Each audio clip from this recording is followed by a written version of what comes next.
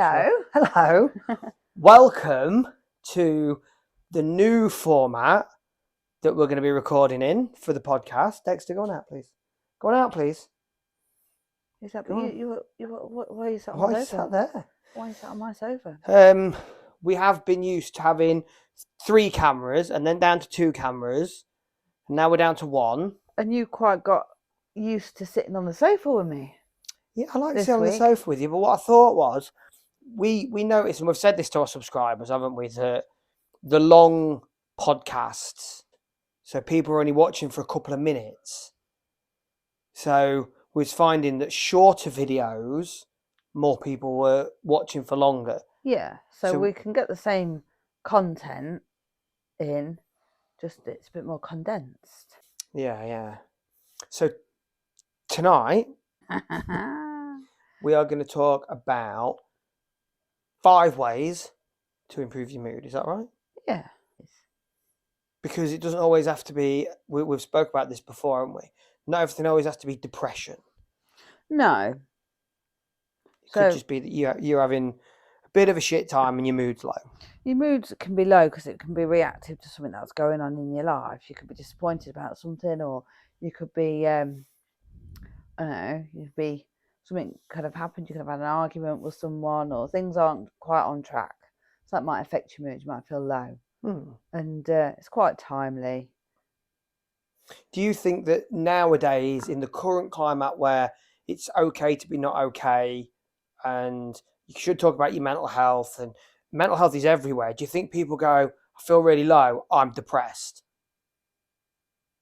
Do you think people, as soon as they get low, think they're depressed? I think it's normal to be low in your mood in life, because life's not easy, is it? You can get, I don't know, you could get an unexpected bill come through, or the car could break down. You're not sure how you're going to afford to repair it. That can affect your mood, can't it? Because you can become quite preoccupied and upset and distracted by that one problem. Depression tends to be, so low mood is sporadic. It's normally timely, a couple of days, and then it would lift on its own quite naturally, either when that stress has disappeared or when you've kind of problem solved how you're going to resolve it. Whereas depression is a severe form of low mood. And if you don't improve your low mood when you're in them periods of low mood, can that develop into depression? Yeah, you can have an episode of low mood, an episode of low mood. Sort of lots of contributing factors can then lead you to become depressed, because you then can't have the ability to problem solve or think clearly or think critically about how you're going to resolve a problem. You might become quite withdrawn. What's your first one? So I think the first one is a really simple but difficult thing to do, and that's to say, I'm struggling, to let somebody know. Because quite often people keep it to themselves that they're having low mood. Often will try and mask it around other people. So some people can become more fun-loving than normal, and it seems out of character, more funny. Yeah. So the first thing that we're saying is that either seek help or let somebody know. Yeah, just tell someone. Just say to a friend, God, I'm just really low at the moment. Yeah. Because not everybody knows, do they? No, we've done that with each other, haven't we? I felt a bit shit this week. Felt a bit low. Yeah. Let's boost each other then. And if you've got good network around you, people are going to boost you and help you. Absolutely. But if you just keep it to yourself and pretend that you're okay, then no one's gonna go looking for it, unless they know you really well and they're like, do you know what, you're being a bit weird. You're not normally. Someone said to me last night, a friend said to me last night, I'm struggling at the moment. I've got my own things going and I'm struggling. And I was like, give me a ring now, man. Let's chat. Let's catch up. Let's have a conversation. You don't have to chat about how you're feeling, do you? Sometimes it's chatting about all the other stuff. Yeah. That's helpful. Yeah, absolutely. Okay, so that's one thing. So number 2 is eat well. Eat well, yeah. What? Eat better food, eat more food, eat less food? Be mindful about what you're eating. And sometimes when people are low, they're not very motivated, so they might not want to go shopping, they might not want to prepare a meal, they might not feel hungry, might not have an appetite. So it's being mindful about what it is you're going to eat. And that's not just rumbling through the freezer for whatever's there and getting a tub of ice cream, because that'll do. And I think it's we'll probably do a separate video on the importance of good nutrition for everything we do: health, fitness, mental health, general health. It's nutrition and hydration. As well, isn't it? Yeah, like yeah. drinking water. So when we're saying eat well, then are we saying have 3 balanced meals a day? No, not necessarily 3 balanced meals, but make sure you eat something every day. Because people skip meals, and before they know it, they've skipped 3 days worth of meals and just snacked on crap. Do you see that a lot with Yeah, people that are suffering from low moods? Yeah, loads. And how does that affect the mood then? Well, if people are on medications for mood, in terms of how medications work, it's broken down in the stomach, and then it attaches itself to certain enzymes and certain fats and lipids within your diet. So if you're absent of those, you can take as many antidepressants as you like, but there is no carrier to get it to the Is brain. that right? Shit, that's why we have you, because you know shit. So yeah, certain lipids, certain fats, certain statins. And the body's made up of a large percentage of water, and if you're not well hydrated, stands to reason you're going to feel like shit. You're going to be like a little raisin. Yeah, like a prune. You need to rehydrate. Rehydrate. So eat well. And your brain doesn't function as well if it's dehydrated. Yeah, yeah. You can't think rationally. The importance of hydration is massive. Third thing. Exercise. Because it releases positive endorphins in the brain. The same chemicals that feel-good drugs produce. And it doesn't even have to be like exercise like what you do, but exercise can be... Nothing. No, but you do weights and you do running and you do... Oh, no. I don't do running, but I know what you mean. You walk with purpose, don't you? Yeah. It can just be just taking your dog out in the woods. Or just going for a walk. Yeah, just getting outside. Walk to the shop instead of drive. Yeah. 10 minutes a day? Yeah. I know in the morning, some mornings I can feel it. I can wake up and you feel like shit. You're rushing about. The kids are being a nightmare. You know you've got a shit day ahead at work. I get out with the dog and within 10 minutes, I get up past the windmill and within 10 minutes I feel so good. And by the time I get up to that end bridge, I'm at the point of, it's great to be alive. And it does, the power of exercise on your mood is phenomenal.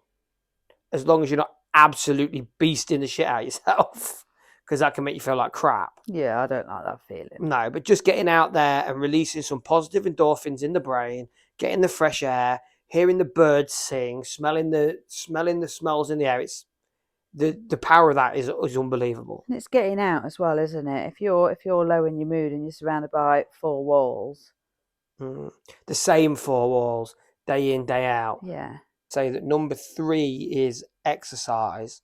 If we move on now to number 4, disconnect from negativity. Disconnect from the things it can bring you down. Like, let's use YouTube as an example.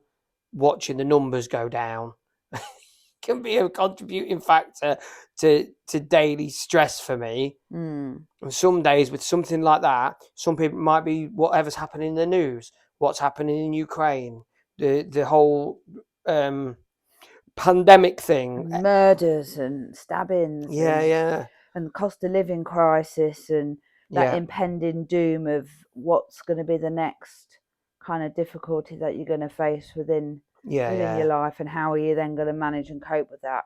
And I think sometimes when you worry about a problem or worry about something that you think is going to happen, you put yourself through it twice. Because you're putting yourself through it with all the anxious thoughts, and then you got to deal with it. So then, does that make sense? Yeah, no, I agree. Deal with it twice. Yeah, so disconnect from the negativity. If there's negative people in your life, cut the fuckers off. Cut them off. Don't call them though. No. Because that gets us kicked off YouTube when we say that. In the fuck it bucket. Yeah, put it in the fuck it bucket. If it can't be resolved and it can't be changed and it's causing you stress, mag to grid, get rid. Keep your circle small. Keep it strong. Small. So, 5th one then. Routine and sleep. Yeah. A good sleep routine. It's got to be in there. And people often, when their mood's low, we've spoken about it before, but they can retreat and stay in bed for long periods of time. And that's not good for you either. Too much sleep is as bad for you as too little sleep. Mm.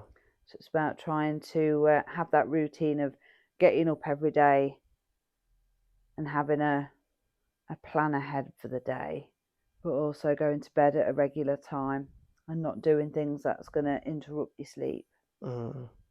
And also, this is something that I learned when I was dealing with some stuff, was not sleeping in the day, like pushing yourself, like you say, with having the routine, pushing yourself to carry on through the day, not thinking, I can't do this, I'm just going to go and get my head down for a couple of hours in the afternoon, because then that affects your sleep during the night, because your cycle gets turned around. Yeah, your cycle gets, your circadian rhythms, that all gets thrown out, doesn't it? And yeah, I think. And then you lay there and you get frustrated because you can't go to sleep, but ultimately you don't need sleep. Yeah, and again, it's another one of them things, isn't it, where you push through. Like, I mean, this isn't about mood, but I had Sunday dinner today. I was full. I was tired. Sat on the sofa. I was like, I might just have a half hour. I was like, no, I'm going to walk to the shop. I'm going to go walk to the shop and get milk. And that woke me up. And I think sometimes that's what you've got to do. You've got to push through. And that's easy to do when you're motivated, isn't it? But it's more difficult if your motivation's reduced. Yeah. And you're feeling like you're not thinking rationally or reasonably. And so let's recap. The 5 things we're saying right now. If someone's watching this and they're struggling with low mood, tell somebody. Get connected with people. Seek help. Second one, diet and hydration. Third one, exercise. Fourth one, disconnect from negativity. And the last one, get good sleep. Oh yeah, sleep. I've got really bad memory. Are you the nurse or am I? Yeah, I think you could be a nurse. I think you could make a good mental health nurse. Yeah. So I do my training. Yeah. Bit late for that now, isn't it? No. Loads of time. Can you imagine me as a mental health nurse? Are you mad? They'd be like, yeah. Yeah, I am. So, on that note, we're going to wrap it up. You got your 5 things if you're struggling with low mood that you can go out and do now. Make sure that you give the video a thumbs up. Subscribe if you haven't. Thumbs up. Go out there. Achieve your goals. Improve your mood. Improve your mood.